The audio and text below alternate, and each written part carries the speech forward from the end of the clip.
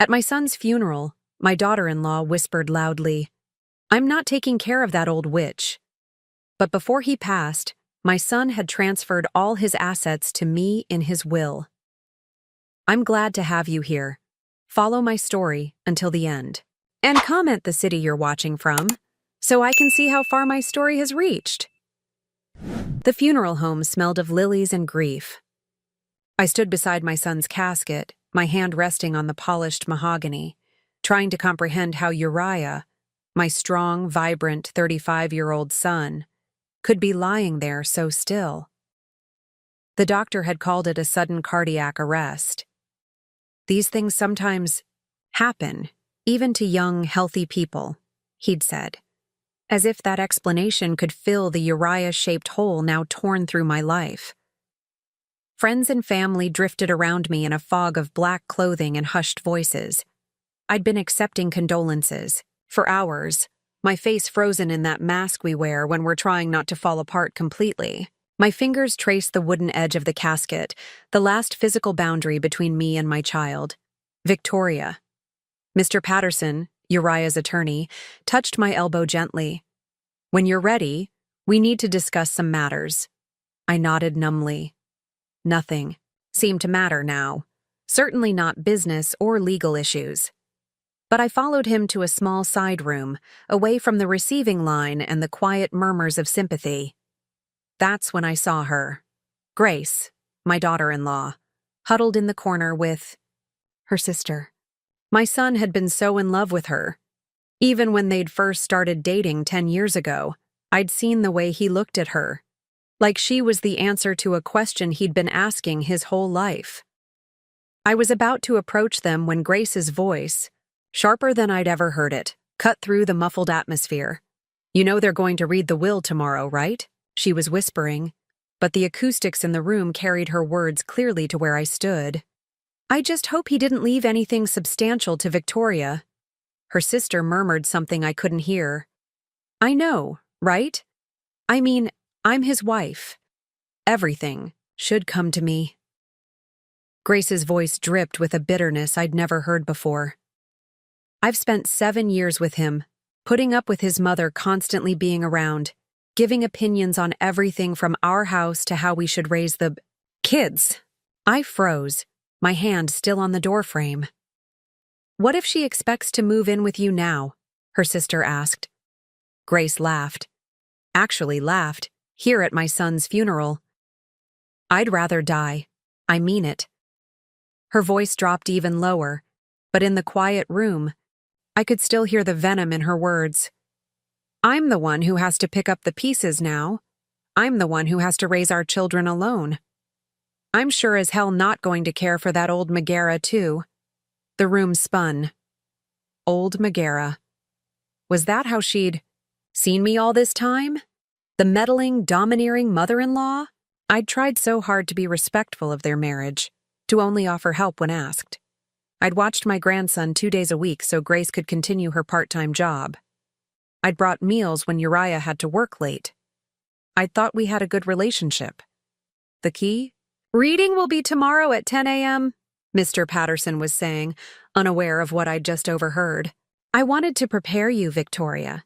Uriah made some changes to his will recently." I struggled to focus on his words, Grace's cruel comments still ringing in my ears. "Changes?" I asked, my voice sounding distant even to myself. "Yes." "About 3 weeks ago?" He hesitated. "He transferred almost everything to you, Victoria, not to Grace." "What?" I stared at him. "But that doesn't make sense. Grace is his wife. The children—" "He set up trust funds for the children that will mature when they turn 25, Patterson explained quietly. "But the house, his investments, the insurance money, it's all coming to you. He was quite explicit about it."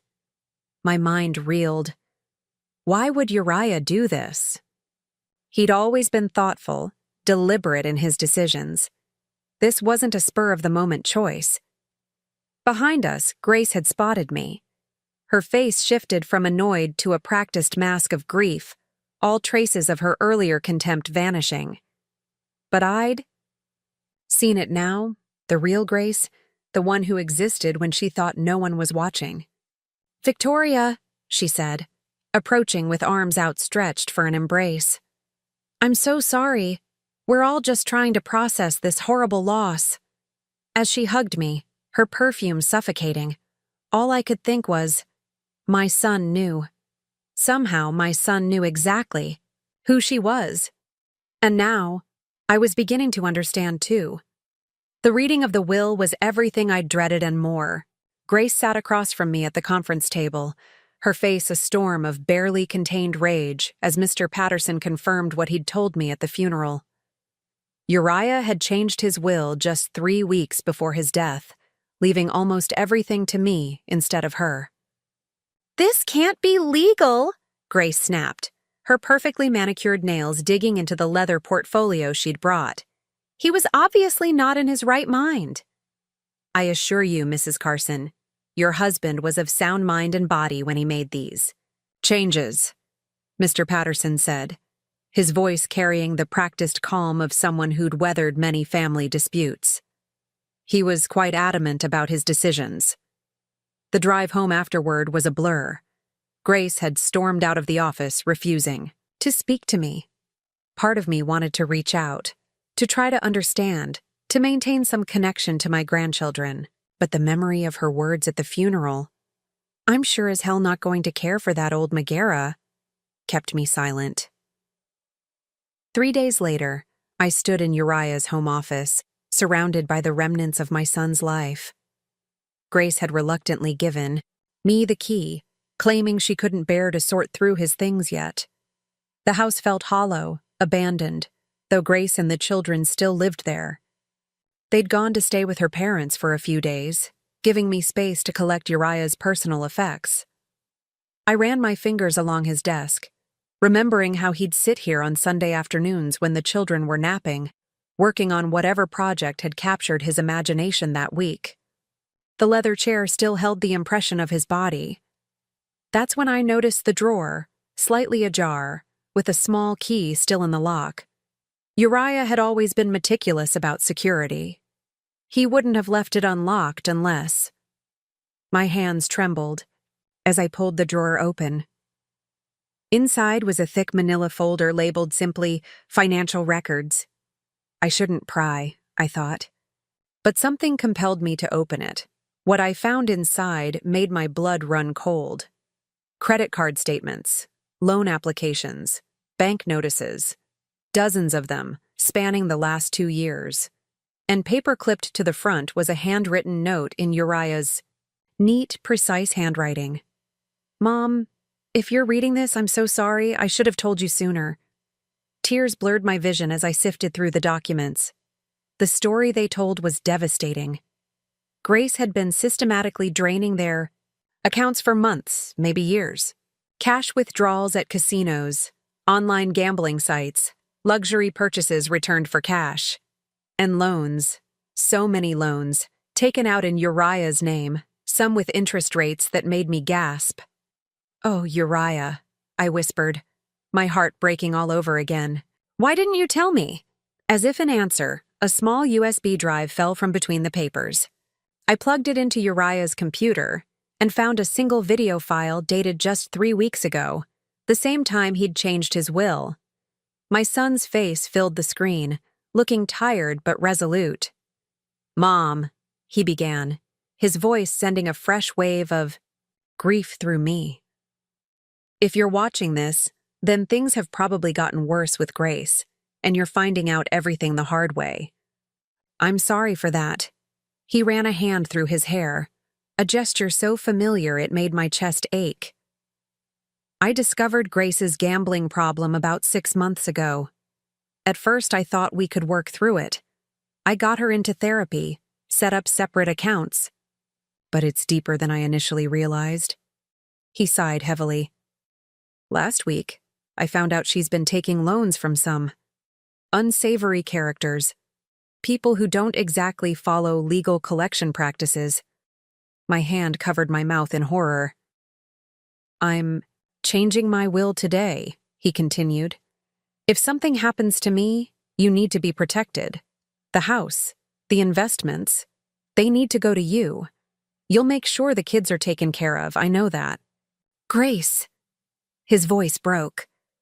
I love her, Mom. I still do. But I can't trust her with our future anymore. The video ended, and I sat in the gathering darkness of his office, the pieces finally falling into place. The sudden cardiac arrest that took my athletic, health-conscious son, the mysterious changes to his will, the venomous way Grace had spoken about me at the funeral. Had the stress of Grace's betrayal contributed to his heart attack? Or was there something even more sinister at play? A noise from the front of the house startled me. Footsteps in the hallway. Grace was back. I quickly closed the computer and gathered the documents, slipping them into my bag. Whatever was happening here, I needed to be careful, for my safety, for my grandchildren's future, and for Uriah's memory. Victoria? Grace's voice called out, honey sweet and completely at odds with the woman I'd glimpsed at the funeral. Are you still here? I brought dinner. I took a deep breath and stepped out of the office, clutching my son's secrets close. I was just finishing up, I said, forcing a smile. How thoughtful of you to bring food. Her eyes flickered to my bag, then back to my face, her smile never reaching her eyes. Well, we're family, aren't we? We need to stick together now more than ever. As I followed her to the kitchen, one thought crystallized in my mind. My son had tried to protect me. Now it was my turn to protect what he'd left behind. 2 months after Uriah's funeral, my world had shrunk to the size of my living room. The phone rarely rang anymore. The invitations to community events had stopped coming. My weekly bridge club had regretfully informed me that they were restructuring the groups, and somehow, there wasn't room for me anymore. I knew who was behind it all. Grace had always been popular in our small community, charming, beautiful, and skilled at presenting herself as the perfect wife and mother. Now she was equally skilled at presenting herself as the grieving widow cruelly deprived of her rightful inheritance by a greedy mother-in-law. Did you hear what Victoria did to poor Grace? I'd overheard Mrs. Pembroke whispering to another woman at the grocery store last week. Taking everything after Uriah died, leaving Grace and those poor children with practically nothing.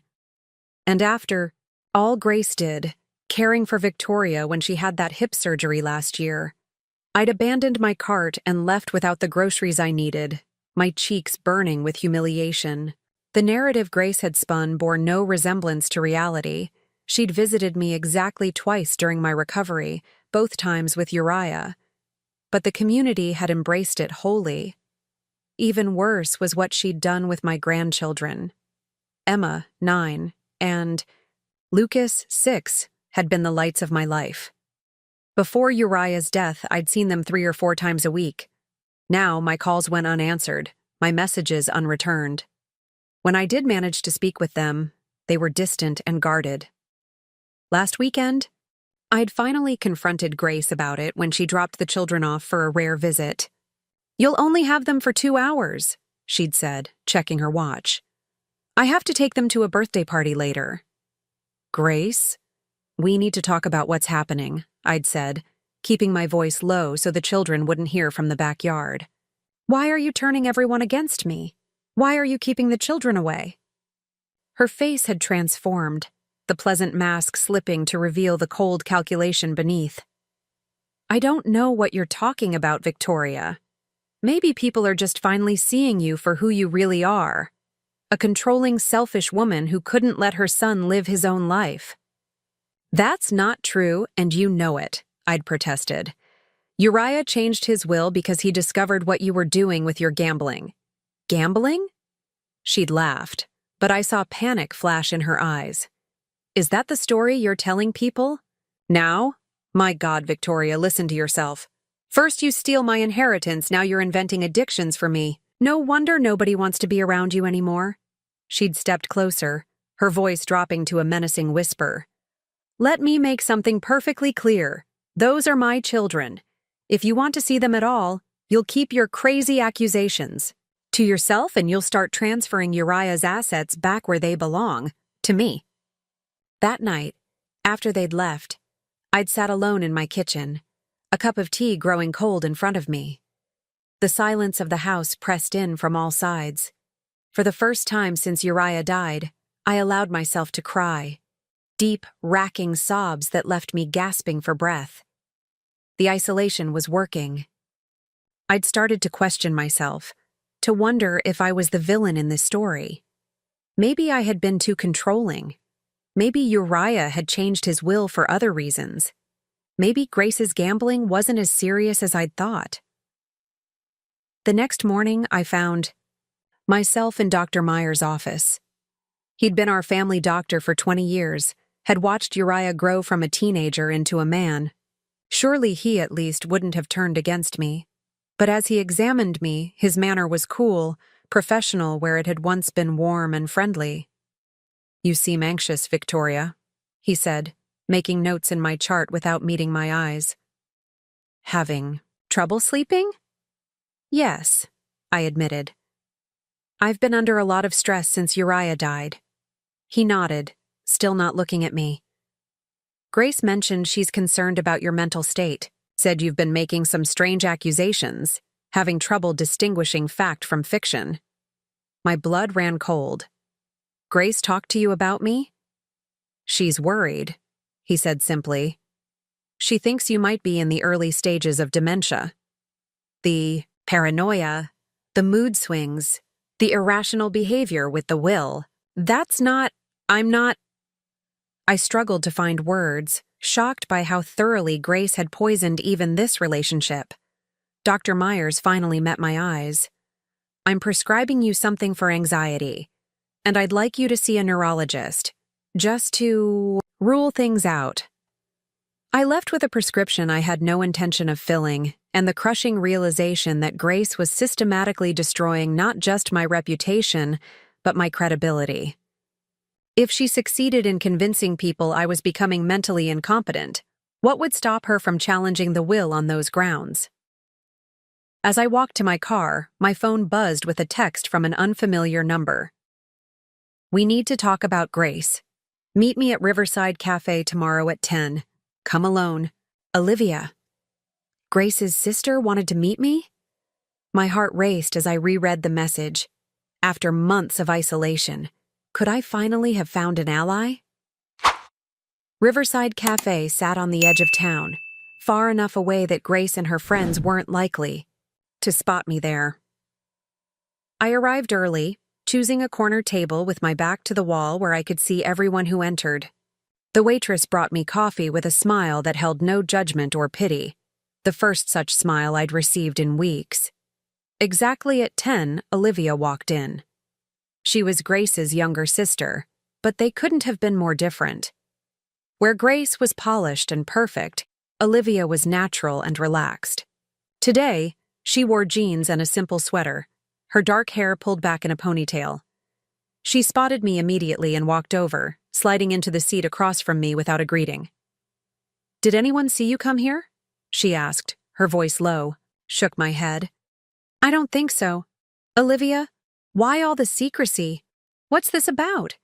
She took a deep breath, fidgeting with the paper napkin in front of her. "I've been wanting to talk to you since the funeral, but Grace watches me like a hawk. She knows I've never approved of how she treats people." The waitress approached, and Olivia ordered coffee, waiting until we were alone again before continuing. "Victoria, I need you to know that I believe you. About everything, the gambling, the loans, all of it." My hands trembled as I set my cup down. "You do? But how?" "Because I've seen it before." Olivia's expression hardened. "This isn't the first time. Grace has done this. Before she met Uriah, she was engaged to a man named Derek. Wealthy family, good prospects. She nearly destroyed him financially before his parents intervened." A dull roar filled my ears as Olivia continued, explaining how Grace had exhibited these patterns their entire lives, finding vulnerable people, charming them, then exploiting them for her own gain. "Our parents enabled it," Olivia said, disgust evident in her voice. They thought her beauty and charm were her gifts, and they should be used to secure her future. They encouraged her to find wealthy men, to do whatever it took to maintain a certain lifestyle. But she seemed to love Uriah, I protested weakly. They appeared happy. Olivia's smile was sad. Grace is an excellent actress, and maybe she did love him in her way. But when she loves something, she consumes it. She takes and takes until there's nothing left. She reached into her bag and pulled out a small notebook. I've been documenting everything. The lies she's told about you, the way she's manipulated the children, the community. She told our parents you were abusive to Uriah throughout his childhood, that you controlled him with money. The injustice of it hit me like a physical blow. Why would she say these things? Because she's desperate, Olivia said simply. Whatever Uriah discovered, it must have been bad. Really bad. She needs that inheritance, Victoria. Not just for the lifestyle, but to cover her tracks. What tracks? I asked, a chill running through me. Olivia hesitated. I don't have proof, just suspicions. But I think some of the people Grace borrowed from aren't just loan sharks. I think they might be connected to more serious criminals. The cafe suddenly felt too small, too exposed. Are you saying? I'm saying you need to be careful, Olivia cut in. Grace isn't just spreading rumors to be petty. She's methodically destroying your credibility because she's afraid of what you might discover. The dementia story? Classic Grace. She did the same thing to our grandmother when the old lady caught her stealing jewelry. My mind raced, connecting dots I hadn't seen before. The way Dr. Myers had looked at me. The community's sudden rejection. The children's strange behavior. She's gaslighting me, I said, the term coming from an article I'd read years ago. Making me doubt my own sanity. Exactly, Olivia nodded vigorously. And she's good at it. She's had plenty of practice. I thought of all the months I'd spent questioning myself, wondering if I really was the villain in this story. The relief of being believed, of having my experiences validated, was overwhelming. What should I do? I asked, hating the tremor in my voice. Document everything, Olivia said firmly. Every strange interaction, every rumor that gets back to you, every time she restricts access to the children. And don't take anything she gives you. No food, no drinks, no medication. You think she would? I couldn't even finish the sentence. Olivia's expression was grave. I don't know what she's capable of anymore.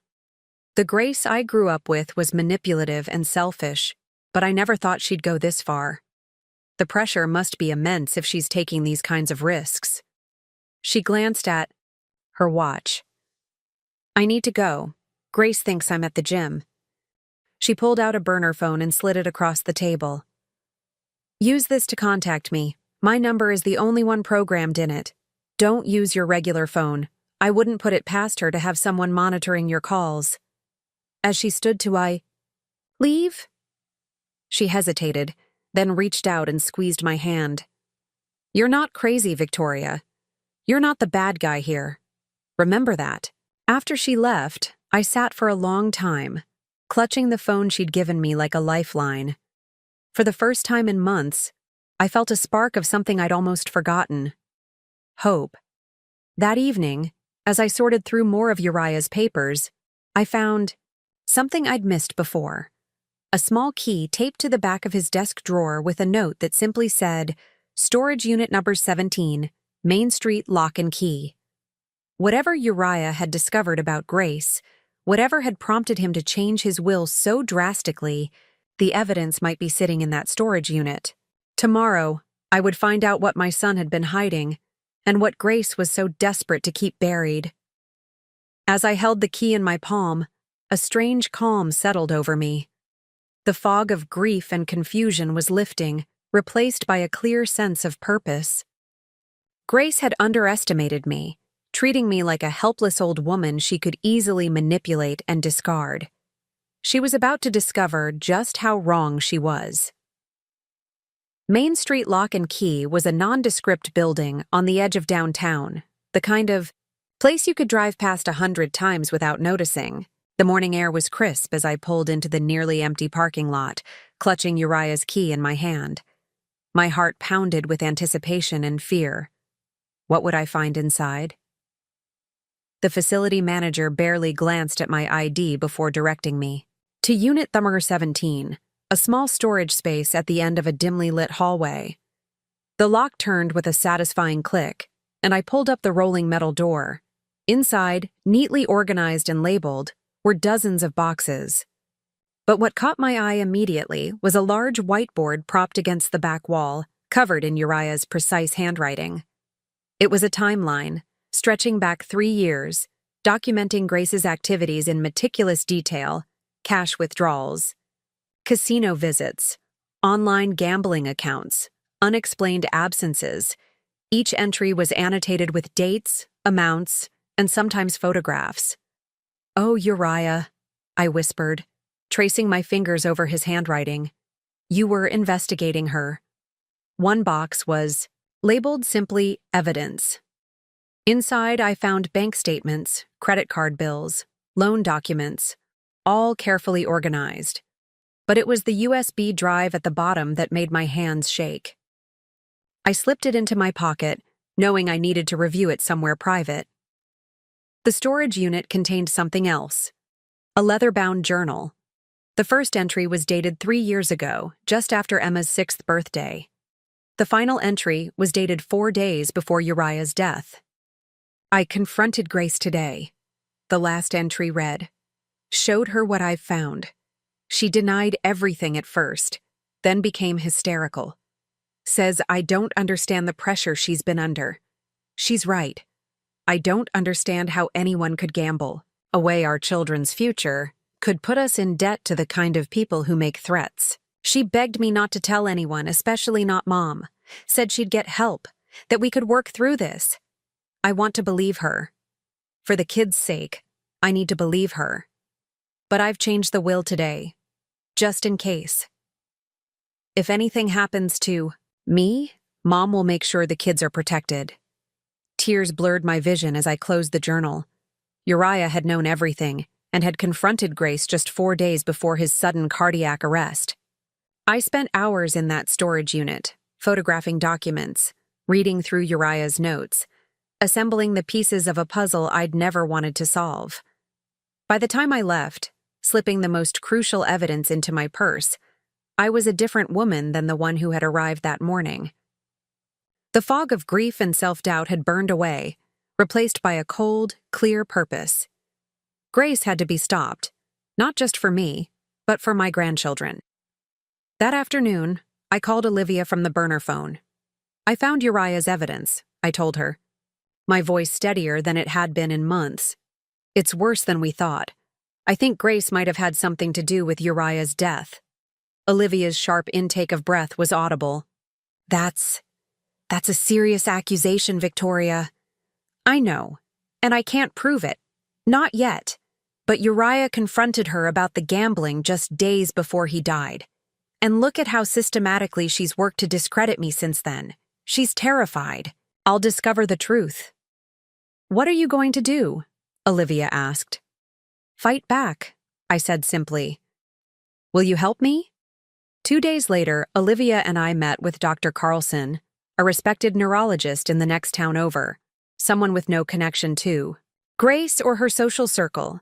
I underwent a complete workup, cognitive tests, brain scans, the works. "Mrs. Carson," Dr. Carlson said when the results came back, "I can state with absolute certainty that you show no signs of dementia or cognitive impairment.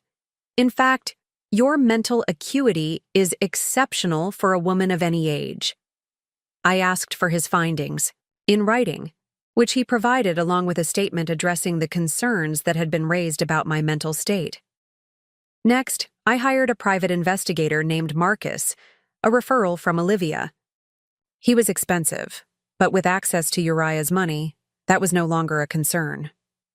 "I need documentation of everything Grace is doing," I told him. "The rumors she's spreading, the people she's meeting with, all of it. And I need to know who she borrowed money from. Meanwhile, I began rebuilding my social connections, starting with Barbara, my oldest friend, who had withdrawn from me after hearing Grace's rumors. "I've missed you," I said simply when she cautiously accepted my invitation to coffee. Barbara looked uncomfortable. "I heard some things, Victoria, about how you treated Uriah, about the will." I slid Dr. Carlson's report across the table. "Grace has been telling people I have dementia. This proves I don't. She's also told people I was abusive to Uriah. I have decades of birthday cards, letters, and photographs that show otherwise." I met Barbara's eyes. "She's destroying my reputation because she's afraid of what I know." Slowly, methodically, I began to reclaim my life. I joined a new bridge club in the neighboring town. I volunteered at the library, where the head librarian, who had never liked Grace, welcomed me warmly. I started a blog documenting my journey as a widow, carefully writing about my grief without mentioning the darker currents beneath. Each small victory strengthened me.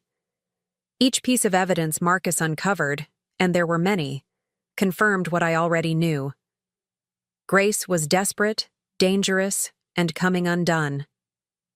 The final piece fell into place when Marcus discovered who had loaned Grace money, a man named Vincent Carrera, who had connections to organized crime in Chicago. "She owes him over $200,000, Marcus told me gravely. "And his kind don't extend payment terms."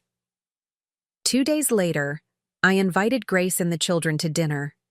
It was time for a confrontation, but this time, I would be the one in control. As I set the table that evening, I felt oddly calm. The doorbell rang, and I squared my shoulders, ready to face the woman who had tried to destroy me. But I wasn't defenseless anymore. I had truth on my side, and more importantly, evidence. Game on, Grace. Game on. 3 years have passed since that fateful dinner with Grace. I still remember how she arrived at my house, all perfect makeup and forced smiles, the children trailing behind her. "Grandma!" Emma had cried, running to hug me. At 9, she was still young enough to be openly affectionate. Lucas, at 6, hung back, eyeing me warily, a product of whatever stories Grace had been telling him. Come in," I'd said warmly, ushering them inside. "Dinner's almost ready." Grace had looked around suspiciously, perhaps expecting to see police officers or lawyers waiting to ambush her. Instead, she found only a carefully prepared meal and a grandmother eager to see her grandchildren. The confrontation, when it came, was after the children were settled in the living room with a movie. "I know everything, Grace," I'd said quietly, sliding a folder across the table. "The gambling, the loans from Vincent Carrera, the lies you've spread about me." Her face had drained of color. "I don't know what you're—" "Please don't insult my intelligence," I'd interrupted. "Uriah documented it all before he died. I've found his storage unit." For a moment, genuine fear had flashed in her eyes. Then, her expression hardened. "So what? It's your word against mine. Everyone already thinks you're losing your mind." I'd smiled then, a small, satisfied smile. "Not anymore, they don't. I have a neurological workup proving I'm completely sound. I have statements from your sister confirming your history of manipulation. I have evidence that you owe $200,000 to a man connected to organized crime, and I have all of Uriah's documentation." Her hands had trembled as she reached for her wine glass. "What do you want?" "A truce," I'd said simply. "I don't want to destroy you, Grace. I just want to be part of my grandchildren's lives. I want the rumors to stop. I want peace." She'd studied me, perhaps searching for weakness or deception. "And if I refuse?" "Then I'll take everything I have to the police. The gambling might not be illegal, but the loans, the connection to Carrera, those will interest them very much, especially given the timing of Uriah's death." "Are you accusing me of—" Her voice had risen in panic. I'm not accusing you of anything, I'd cut in. I'm simply stating facts. Uriah confronted you about the gambling and loans 4 days before he died. He changed his will to protect the children's inheritance. And then he had a sudden cardiac event at 35. Grace had collapsed back in her chair, her facade crumbling completely. For the first time, I'd seen the real woman beneath all the masks, frightened, desperate, cornered. I didn't kill him. She'd whispered, tears streaking her makeup. I swear I didn't. The stress, the fight we had, maybe that contributed, but I never wanted him dead. I loved him, in my way. I'd studied her face, searching for truth in her eyes. To this day, I'm not sure if I believe her, but in that moment, I'd made a choice for peace, for my grandchildren, for my own future. Here's what's going to happen, I'd told her. I'm going to pay off your debt to Carrera, not for you, but to get that kind of criminal element away from my grandchildren. In exchange, you will give me regular, unhindered access to Emma and Lucas. You will stop spreading rumors about me, and you will seek treatment for your gambling addiction. She'd agreed immediately, relief flooding her face. I think she'd expected much worse. Now, 3 years later, on a warm spring afternoon, I sit in my garden watching Emma and Lucas play. They spend weekends with me now, a schedule we settled on after Grace completed her treatment program. She still lives in Uriah's house, but it's in my name, a fact that ensures her continued cooperation.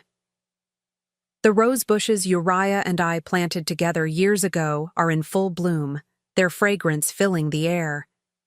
I've added new varieties each year, a way of keeping him present in this space we both loved. Grandma, look, Emma calls, holding up a small ceramic pot. At 12, she's showing real talent for pottery, a hobby we discovered together. I made this for Mom's birthday. I smile, examining the delicately crafted bowl. It's beautiful, sweetheart. She'll love it.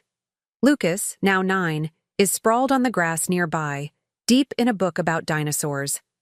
He looks so much like Uriah at that age that sometimes it catches my breath. Our relationship with Grace remains complicated. The trust that was shattered can never be fully repaired. But we've reached a kind of peace, a détente built on mutual understanding. She knows I hold her secrets. I know she's capable of incredible deception. But we both love these children, and that common ground has become our foundation. The money that caused so much strife has found better purpose. I've established trust funds for Emma and Lucas, just as Uriah wanted. I've renovated my home to include special spaces for them, a pottery studio for Emma, a reading nook for Lucas. And I've set aside funds for Grace's ongoing treatment, ensuring she can manage the addiction that nearly destroyed all our lives. Sometimes I wonder what Uriah would think of this arrangement. Would he approve of the compromise I reached with Grace? Would he understand why I chose not to pursue the question of his death more aggressively? I like to believe he would. My son was always practical, always compassionate. He changed his will, not out of vindictiveness, but out of love, to protect what mattered most. Last week, I finally fulfilled a promise I'd made to Uriah years ago. We'd always talked about visiting Italy together, exploring the hills of Tuscany, the villages where our ancestors had lived. With Emma and Lucas beside me, I scattered a small portion of his ashes beneath an ancient olive tree, its silvery leaves shimmering in the breeze. "Is Dad happy here, Grandma?" Lucas had asked, his small hand gripping mine. "I think he is," I'd answered, watching as the wind carried the ashes into the Italian countryside. "But he's happiest knowing we're together, that we're taking care of each other." The children and I have started a new tradition. Each year on Uriah's birthday, we plant something new in my garden. A tree, a rose bush, a bed of his favorite flowers. This living memorial grows more beautiful each year, nurtured by our hands and our memories. Life after loss isn't about forgetting. It's not even about forgiving sometimes. It's about finding a way forward that honors what was lost while embracing what remains. The garden of my life was scorched and barren after Uriah died, after Grace's betrayal. But slowly, season by season, it's growing again, different than before, but no less beautiful. Tonight, as the children help me prepare dinner in my kitchen, laughing and arguing and creating the beautiful chaos of family, I feel Uriah's presence in the rhythm of our lives. He is here in Emma's smile, in Lucas's thoughtful frown, in the legacy of love that no deception could ever truly destroy. This is his last gift to me, this second chance at family, this hard-won peace. And I intend to cherish every moment of it,